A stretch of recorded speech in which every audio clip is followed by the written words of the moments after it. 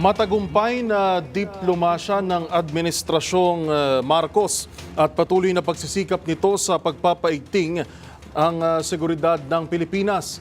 Yan ang pinuri ng Prime Minister ng Poland kay PBBM sa pagbisita nito sa Malacanang kasabay ng ika-50 anibersaryo ng bilateral relation ng dalawang bansa.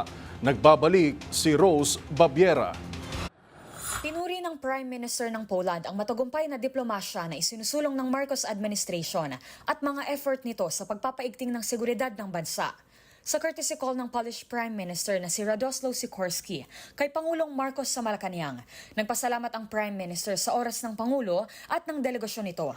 Hangaan niya siya sa mga nailikhang defense cooperation ng Poland sa Pilipinas at ikinalulugod nito ang mga usapin na pinarayorisan nila ng Pangulo. Nagpasalamat naman si PBBM sa pagbisita ng Prime Minister sa kabila ng estado ngayon sa Europe, kaugnay ng mga geopolitical development sa rehiyon. Dagdag pa rito, sinabi ng Pangulo na malaking bagay ang suporta na ibinigay at ipinakita ng Poland sa Indo-Pacific, lalo na sa pagsusulong ng mga bansa rito na gawing mas bukas at malaya ang rehiyon.